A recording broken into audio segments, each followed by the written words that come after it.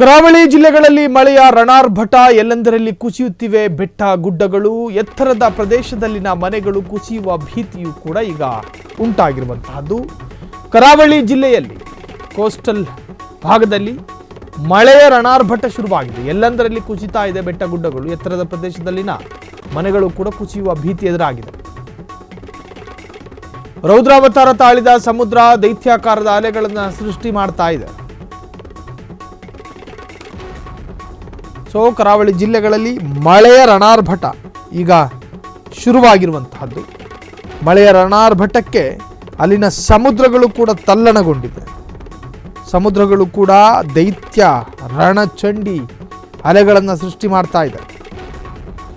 ರೌದ್ರಾವತಾರ ತಾಳಿದ ಸಮುದ್ರ ದೈತ್ಯಾಕಾರದ ಅಲೆಗಳನ್ನು ಸೃಷ್ಟಿ ಮಾಡ್ತಿದೆ. ಕರಾವಳಿ ಜಿಲ್ಲೆಗಳಲ್ಲಿ ಮಳೆಯ ರೌದ್ರ ನರ್ತನ ಎಲ್ಲೆಂದರಲ್ಲಿ ಕುಸಿತಾ ಇದೆ. ಬೆಟ್ಟ ಗುಡ್ಡಗಳು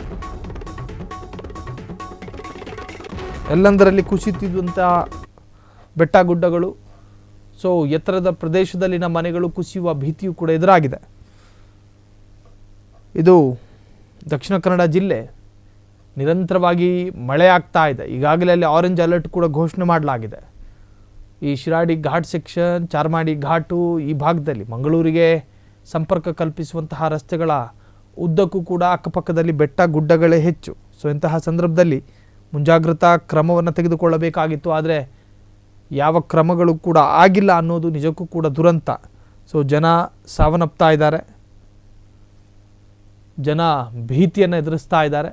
ಇಂತಹ ಸಂದರ್ಭದಲ್ಲಿ ಎಲ್ಲವೂ ಕೂಡ ನಿಜಕ್ಕೂ ದುರಂತದಂತೆ ಭಾಸವಾಗ್ತಾ ಇದೆ. ಕರಾವಳಿ ಭಾಗದ ಜನರು ರಣಾರ್ಭಟದ ಮಳೆಯ ರೌದ್ರ ನರ್ತನದ ಭೀತಿಯಲ್ಲಿ ಈಗ ತತ್ತರಿಸಿ ಹೋಗಿದ್ದಾರೆ ಎನ್ನುವಂತಹದ್ದು. ಈಗಾಗಲೇ ಅಲ್ಲಿ ಆರೆಂಜ್ ಅಲರ್ಟನ್ನು ಕೂಡ ಘೋಷಣೆ ಮಾಡಲಾಗಿದೆ. ನಿರಂತರ ಮಳೆ ಸುರಿತಾ ಇರೋದ್ರಿಂದಾಗಿ ಇವತ್ತು ಅಲ್ಲಿನ ಶಾಲಾ ಕಾಲೇಜುಗಳಿಗೂ ಕೂಡ ರಜೆ ಘೋಷಿಸಲಾಗಿದೆ. ಮಕ್ಕಳು ಶಾಲೆಗೆ ಬಾರದಂತೆ DC ಆದೇಶವನ್ನು ಹೊರಡಿಸಿದರು. ದಿನಂಪ್ರತಿ ನಿರಂತರ ಮಳೆ ಆಗ್ತಾ ಇರೋದ್ರಿಂದಾಗಿ ದುರ್ಘಟನೆಗಳು ಸಂಭವಿಸಬಾರದು ಅನ್ನೋ ಕಾರಣಕ್ಕೆ ಅಲ್ಲೀಗ ರೆಡ್ ಅಲರ್ಟ್ ಘೋಷಣೆ ಮಾಡಲಾಗಿದೆ.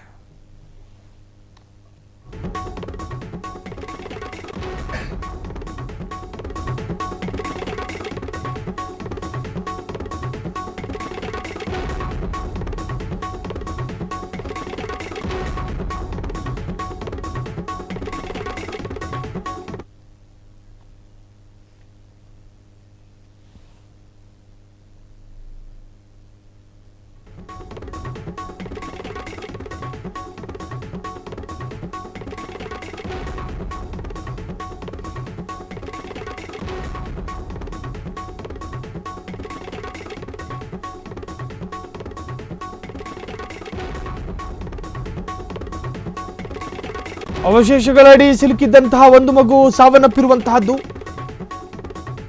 ಮಗುವನ್ನ ಹೊರತಂದ SDRFನ ಸಿಬ್ಬಂದಿ. ಅದೇ ದೇರ್ಲಕಟ್ಟೆಯ ಮೊಂಟೆಪದವು ಮನೆ ಕುಸಿತ, ಗೋಡೆ ಕುಸಿತ ಎನ್ನುವಂತಹ ಪ್ರಕರಣಕ್ಕೆ ಸಂಬಂಧಪಟ್ಟ ಹಾಗೆ ಕುಸಿದ ಗೋಡೆಯಡಿ ಸಿಲುಕಿ ಸ್ಥಳದಲ್ಲಿ ಆರ್ಯನ್ 3 ವರ್ಷದ ಮಗು ಸಾವನ್ನಪ್ಪಿದೆ. ಮತ್ತಿಬ್ಬರ ರಕ್ಷಣೆಗಾಗಿ ಮುಂದುವರೆದಂತಹ ಕಾರ್ಯಾಚರಣೆ. ಅವಶೇಷಗಳಡಿ ಸಿಲುಕಿ ನರಳಾಡುತ್ತಿರುವಂತಹ ಅಶ್ವಿನಿ 33, ಅರುಷ್ 2 ವರ್ಷದ ಕಂದಮ್ಮ. ದಕ್ಷಿಣ ಕನ್ನಡ ಜಿಲ್ಲೆ ದೇರಳಕಟ್ಟೆಯ ಮೊಂಟೆಪದವು ಬಳಿ ಘಟನೆ ಸಂಭವಿಸಿದೆ.